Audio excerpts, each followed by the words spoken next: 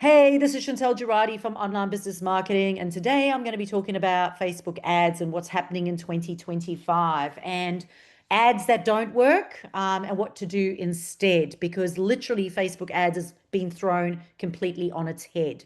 And I'm not entirely sure if it's a good thing or a bad thing. All I know is that we are massively in a transition right now, and I know that a lot of my friends in the industries are worried and excited all at the same time. Can you be worried and excited all at the same time? Yes, you can. And the reason is because Facebook has gone very much down the AI route. So before, the business owner had a lot more control over the ads that they did. They had a lot more control over what they were doing. Now a lot of it is AI driven. And what we know, or what I teach, is that you have to put human intelligence into it. But Facebook's actually only allowing us to put a little bit of human intelligence into it, and then they are doing the rest with the AI. And that's a bit concerning because you don't really have a choice about what to do or what, because the next minute they'll suddenly flip this and do that and target this and do that. And it's really, when it comes down to it, is based on your prior use of the platform and your organic use of it. And I think that this is so important because for me, we've only just started ads. We started ads probably about a week ago, and we're still in the setup phase of it. And we've been 15 years without ads, right? 15 years. Organically, that's all we've done. It's now time for us to move in the space. And that's why this training is so vital. And it's not that I didn't like ads. It's just that I believe that if it doesn't work organically, it's not going to work with paid ads. That makes sense, right? That makes so much sense. If it's not working on its own, it's not going to work now. And what I don't like is when people were using ads as a quick fix. So it's like, I just need to get clients, or I need to get people to this event, or I need to sell this product. And it's like, oh, we'll just do an ad, because they really haven't taken the time to do the fundamentals, to do the foundational stuff, to do the organic marketing. And now everyone's going, yeah, we got AI ads. This is phenomenal. And I know a couple of ads people that have actually stopped doing ads now and are actually just teaching ads rather than doing ads, because they are shit scared about the results that ads are going to be giving people right now. They shit scared about actually being able to get results. And it's a scary space to be in. I wouldn't like to be a paid advertising marketer right now. Um, so I think, yeah, it's really important to know the devil that we're working with. And I think it's really important that we know that you cannot skip the foundational stuff and do ads and think it's going to work. You have to get the foundational stuff right. In fact, if you were desperate to get sales or to make sales or do anything, I'd say get the foundations right. Don't go play with ads. It could be a sinking hole. So let's talk about it. There definitely are new rules that we've got to play by. There's a lot of AI driven targeting that is happening right now. And there is competitors' transparency. All right. Competitors' transparency. I've got bursitis in my hips at the moment. And I think I clicked on one ad about, and I've got degenerative stuff in my lower spine. I clicked on one ad about this heat belt that goes around and helps with your, helps like with the bulging discs and whatever. And I was like, yeah, that's pretty cool. And now I'm seeing every single competitor's ad on here. So you might be paying for your ad to go out, but you need to know that your competitors are now being shown to those exact same people. And there is nothing you can do about it. It's about the new rule of competitor transparency. So that means you have to rethink your strategy, your creatives, and your funnel. Because if I'm looking at this heat belt for my back and suddenly another one comes up, you've got to make sure that if theirs doesn't have awards or a guarantee or a testimonials, you need to make sure that you have all of that. And what people are doing now is they're not buying the first time they see an ad. They're now waiting because they know they're going to be retargeted by that ad. But they also know now that all the competitors' ads are going to be shown as well. And this is like mind blowing, right? Mind blowing. And I'll tell you right now, a lot of people don't know what to do with this information yet because it's all very new. So, what has changed, why most ads flop, and how to build campaigns that convert, and why your setup is probably the most essential thing as well. So, I'll be talking about things. There's a couple of rules. I always say if you're under six figures, you shouldn't be doing ads. If you're not doing email marketing and retargeting, you shouldn't do ads. If you don't have all your pixels in place and you're not monitoring your Google Analytics, you shouldn't be doing ads. I mean, there's those couple of rules that I have. And for those of you who haven't listened to it, I've done a podcast with the Facebook Queen, Facebook Ads Queen, Kerry Fitzgibbons. So you can check that out on the Meaningful Marketing podcast. And I interview her. And for me, who's a supposed ads sort of hater, her and I agree on so much. So much. It's a great thing. Listen to it. How is AI evolving in Facebook? We're going to talk about that today. And basically, the end of the day, it comes down to your three-step foundation, right? So we're talking about ads right now, and we're talking about this is if you have all those things in place, right? Would be your next 3 steps then to do ads. So you've got email marketing in place, you got your pixels in place, you have organic marketing. So you've already got an audience that's coming to your site and they're the right audience. So you've already got the right sort of ecosystem. And now these are the 3 things that we do. Right. So the first thing is you obviously got to clarify what your overall goal is. Okay. What the goal is or the outcome is of what you're trying to achieve. This is incredibly important because most people get this part wrong.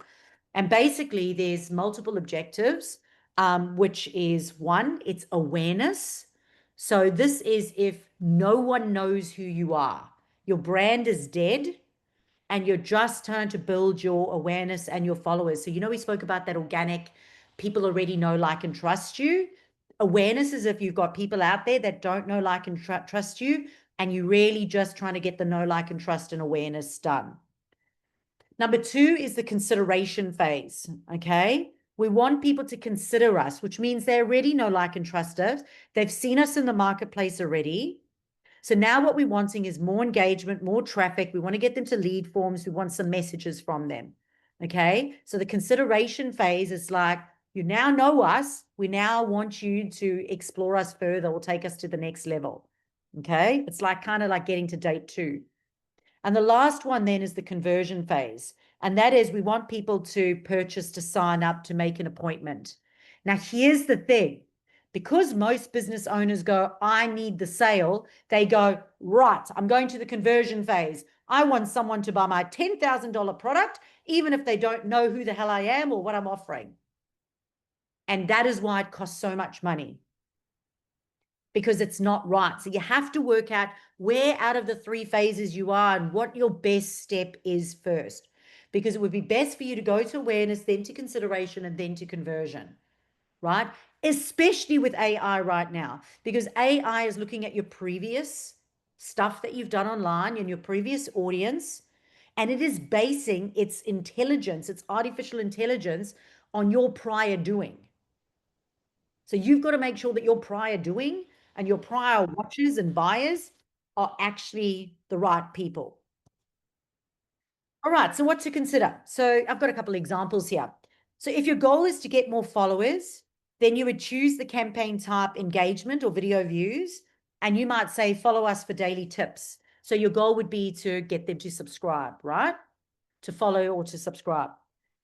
If your goal is to grow your email list, then you would choose like the campaign style leads or conversion, and you'd have a pixel and you would download a free guide, right? So a lead magnet.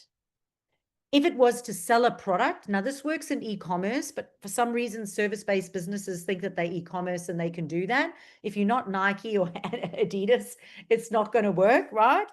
If you're selling a product, especially the more expensive the product is, it's the harder it is to actually just sell a product. But sell a product would be, a campaign would be sales or conversions, and it would be buy now limited stock. If your goal was to book more calls, you would be getting leads to a calendar, claim your free call. And if you're wanting to fill an event, you would use the campaign event response or leads, and you would say reserve your spot, for example, right?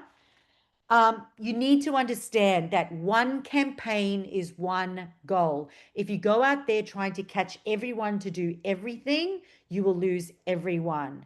It is one space for this. Right. So step 2 is you need to be able to target the right audience. So Facebook's AI has completely changed how this targeting now works. So in the past, you could go in and you could layer their interests, and you could go 10 plus interest filters and go, my ideal client's interested in this, and this. But now it's completely changed. So AI now prioritizes predictive targeting. So it's doing the predicting. Artificial intelligence is predicting your target, right? Based on past performance, not assumptions. So all it is looking at your data and it's making the decision as to where it's going to show it. And that's freaking huge. Meaning that if your organic content is right and you're attracting the right people and you're using the right language, then your predictive targeting is going to be more accurate. But in the past, if you've been airy fairy all over the place and it's completely unclear on who you are, who your audience is, what they're struggling with, and what they're doing, then it's just going to do its own thing because it's AI, right? You all know, you can see when you do a bad prompt and ChatGPT pulls out something completely useless. Can you imagine it now doing it with your ads, with your ad spend? Right, so targeting options. So for example, a couple of examples here. So type custom audiences. This is based on your email list, your website visits, and your video watches. And you will use it when you have an existing warm audience. For the type, if you're looking at your lookalike audiences, it's similar to people who you've already converted, right? You want cold reach with warm behavior. For broad targeting, let AI find who converts based on your creative and your funnel. So it will look at your creative and your funnel and it will decide who it's going to target. So if your funnel is flippin' horrific and your copy is horrific, your AI is going to be horrific, right? It's not going to do a good job. So you have to have great content and you have to have good data. And the last one is if you want to retarget, and that is people who have interacted with you previously on Facebook or Instagram. And this is when you'll want to use it to basically close that loop. And this is why, again, what you have done previously on your platform and what you're currently doing organically on your platform is so, so imperative. So can AI optimize with enough signals, right? So Meta's AI needs a minimum of 50 conversions per week per ad set to optimize effectively. Okay, 50 conversions per week per ad set to optimize effectively, meaning it can only start making good decisions after 50 conversions, right? So if it doesn't hit that number, it won't have enough data to determine who is likely to convert. So it hasn't learnt yet. Anything under 50, it hasn't actually learnt. So what does it mean? It means that it is guessing instead of learning. It means that your ad costs will go up, and it means that your performance is going to flatline or decline. So what can you do to support AI optimization? Well, use a broader targeting and fewer constraints. So previously, we always spoke about being very specific about who we're targeting. But now they're saying that with the AI, it's actually better for you to be broader and have less constraints. But again, I'm kind of freaked out about that. That kind of doesn't make sense to me, right? So I'm freaked out about that. That freaks me out. Secondly, you want to create a scroll stopping creative with high engagement. So you want your graphics, your creative part of the ad to have high engagement. So lots of watch time, clicks, saves. Has to be engaging. And then you need to improve your funnel. So your opt-in, your nurture sequences, your follow-ups, fortunes in the follow-ups,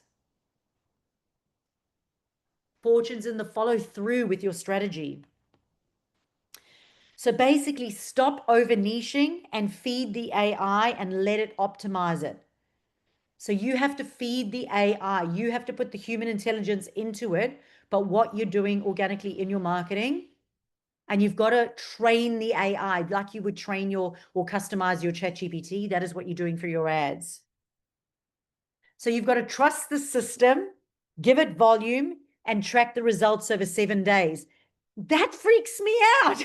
Like, is that Facebook telling people like that that's what we must do? Because it sounds like it. Listen to what they say. Trust the system, give it volume, and track results over 7 days. To me, it sounds like Facebook's telling us to do that to make more money. So I don't know. Maybe it's the South African in me. I get freaked out a little bit. For me, I'm like freaked out. Like, really, you want me to trust something I can't see? I don't know what the heck it's doing. Now we got to trust it. But that's what they're saying. Trust the system, give it volume, and track it over 7 days. All right. So number 3, build ad creative that stops the scroll. So the creative is how it determines who it's targeting. And this is why Ron's on the call now, and I do a lot of supporting Ron with the ads that he does. And this is why we have to get the creative in the ad right, because the creative tells the AI what is actually happening, who to actually target. So it reads it and goes, blah, blah, blah, blah. Here's your heading, here's your graphic, here's your call to action. This is who you're targeting. This is what we'll do. And it does its own thing. So Facebook's AI looks at the content and decides who it will see. The stronger the content performs, the better the targeting becomes. Right. The whole goal is to get somebody to watch your videos for over 50%, because video is one of the most important things in an ad, right? Videos. So the way to get people to watch 50% more, like to spend 50% more time on your videos, or to watch 50% of the video. So if your video is a minute long, you want them to at least watch 30 seconds of that video, right? You have to start with a dynamic hook in the first 3 seconds. You have to add text overlay or captions, because a lot of people watch on mute. You've got to deliver value up front and not have long intros. So you've got to get to the chase. Cut to the chase. Use natural language and relatable visuals. And Ron, we were talking about relatable visuals last week. We don't want stock images. We want relatable human images. And we want to get to the point straight away, get to the value straight away. Natural language. And this is why ChatGPT, you have to go back and put human intelligence into it. Because if it sniffs like ChatGPT, it's not natural language. Show your face or a real human, and user-generated content always wins. So either use you, or use an image of a human or a client, a testimonial, but people always win, or user-generated content always wins. The next thing is how much writing should go on your graphics. And this one over here just like gets me all the time, because for some reason, so many marketing doers think that slamming an image with text is going to actually help them, whereas text needs to be written in the post so the algorithm can read it. The graphic needs to cut them into their heart. So the graphic is about hooking them and connecting. It's not about selling to them. So less text on images. So it used to be 25%. It's now gone down to 20%. No more than 20% of text on an image for an ad. You need to keep the headline short and clear, and it needs to have a high contrast. So if anything, on the image, I like a hook. That's it. A hook or a qualifier or a connection. That's it. Not everything on the image. And you want the caption to do the heavy lifting. So the post is going to do the heavy lifting. The image is just going to stop them, connect with them, and keep them there. All right. So what is the role of AI in Facebook ads in 2025? Well, Meta's AI is trying to detect behavioral patterns, optimize delivery based on predicted outcomes. I love this language. Optimize delivery based on predicted outcomes. So it's all a prediction. Dynamically shift budget across placements, creatives, and audiences.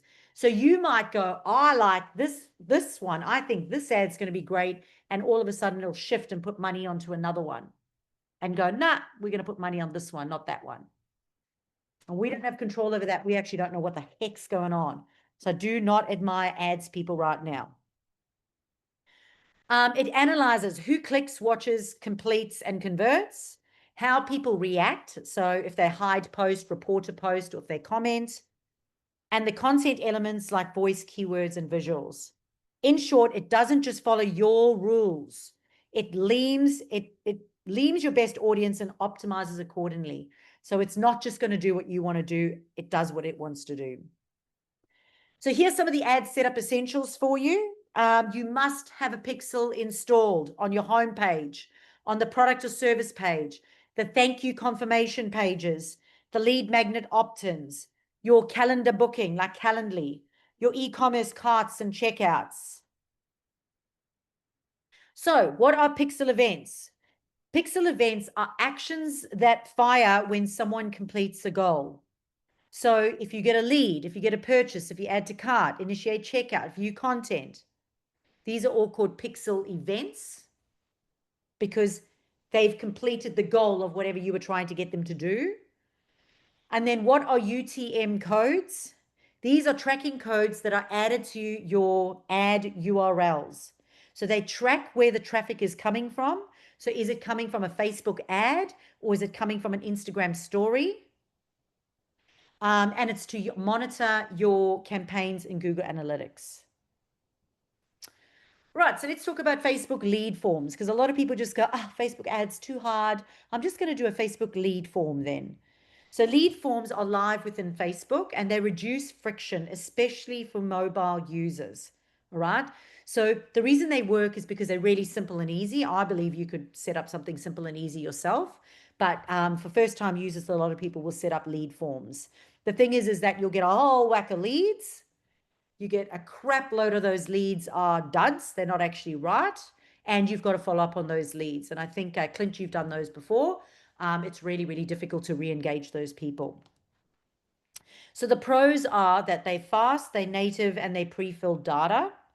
There's no website needed, and it can be high volume for a low cost. The cons are the lead quality can be lower. So there's less intent by the people to actually purchase. And fewer future nurture options if they're not integrated. So if you don't integrate the lead forms and have nurture sequences and have a full funnel, you're basically wasting your time. So let's talk about Meta Business Suite in 2025. So why use it? Well, this is where you fully control your campaigns, your placements, your budgets, your reporting, and you allow AI to optimize across your ad sets. So your setup walkthrough would be to go to business.facebook.com, create your business account. You'd add your pages, your Instagram, your ad account, your pixels. You'd verify your domain and business. You'd go to your ads manager and you'd create a campaign. You would select the objectives. So is it leads? Is it sales? Is it traffic? You would set your budget, which is daily or lifetime. And I do recommend daily because of the hacking that goes on. We had a hacking situation about 4 years ago now, 3 years ago, where somebody hacked my profile and spent $4,000 on ads, and Facebook does not give you back the money and they don't let you do ads after that. So even though we fought with them for months after we had proof, they don't like to give you the money back. So I prefer to have a daily restriction. So if you do get hacked, that doesn't happen. In saying that, you can still get hacked. Many of them can still go in and actually change it from daily to lifetime. So make sure that you are monitoring your campaigns. The way that I found out that had happened was I got a notification from PayPal that $1,000 was coming out, and I went, WTF, OMG, WTF again. And when I did that, I straight away went into PayPal and I stopped PayPal from allowing Facebook to take money. And that was the way I would stop the hackers. It was easier for me to do that than to go into Facebook and actually stop them inside Facebook. They just kept spending money. So that's a whole nother story. But anyway, so make sure that you are monitoring your accounts. And that's why I do like to have it through PayPal. Where was I up to? Build your ad set. So you're going to choose your audience. So either custom, lookalike, or broad. And now with AI, as I said, they are kind of recommending to go more broad. Select your placements. And now they're recommending that you do auto recommended. And then choose your conversion locations. So do you want them to convert on the website, on a lead form, on Instagram? Where do you actually want them to convert?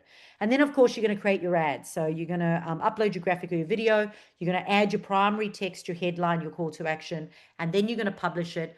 And of course, you're going to let it run for 3 to 7 days before making any other decisions, because AI is still learning in the first 7 days. And just between you and me, I feel like Facebook's doing it on purpose to make you pay money for 7 days. So I can't tell you if it's true or not, but I know that Facebook's been struggling with getting money out of people. So I'm like, why would they make you stay there for 7 days? Anyway, this is my conspiracy theory. Let's talk about boosting posts in 2025. Boosts that do work. Reels or posts with strong organic engagement, content pieces with video hooks and UGC style, events with RSVP integrations. Boosts that fail are static graphs with no call to action, sales posts with no click path, and content with no hook or weak headlines. Boosts only work with what's already working organically. So only if something's going viral would you actually then put money behind it. So again, I like to use my whole ray gun video that I did. Ray gun impersonation, it's going viral. I could boost it. It's not going to do anything for my business, so I wouldn't, right? As I tell everyone, all it does is get me extra dates. True story, not good ones. So no, I wouldn't boost. All right, so funnels that fail. Let's talk about funnels that fail. A great ad will die inside a broken funnel. Okay? And makes sense. If it's broken, it's broken. It doesn't matter how much money you put behind it. So if, for example, you've got an ad creative, what fails is if you've got no hook, no value, and it looks like every other ad. And this is why doing a competitors analysis is really important. Landing pages fail if they slow, confusing, poor mobile experience. And I often find if they don't have a call to action button at the top of the page, like if you've got to go down pages to actually find the call to action button. Lead capture fails when you've got too many fields and no clear benefit. So what's in it for them? And that's why I like using the heading and subheading on forms, because the heading's the hook and then the subheading is the qualifier, the outcome. Because we've got to make sure that you are able to capture them. The thank you page, if they've got no next steps or no confirmation or no lead magnet delivery, that will fail. For nurture emails, if your nurture emails are delayed or if they're spammy, so there's too many of them, if they're irrelevant or if they're non-existent, and most people have non-existent ones. And the last one is a booking page. A booking page will fail if it's not mobile optimized or if it's got no urgency. So what does a successful funnel look like? You have your ad, you have a lead magnet, you have a thank you page with a call to action, you have an email nurture sequence, and then a call to action like buy, book, join. All right, that would work. Examples of lead magnets: it could be a free download, it could be a webinar, it could be there's heaps of them. Okay. All right, so what I'm going to do now is say goodbye to everyone that is watching on YouTube. Subscribe button and turned on your notifications. 80% of people who return to this channel and watch videos on an ongoing basis have not subscribed. If that's you, please subscribe to the channel. You're not going to blow up. You're not going to get spammed. But 80% of rewatchers don't actually do it. For the live audience, today, we're actually going to go through and we're going to talk about actually creating the ad. So the SOP, how do we actually use ChatGPT to create the ad copy, and how do we actually format the ad? But you do need to be part of the live audience in order to do that. And to do that, you can check out the comments below.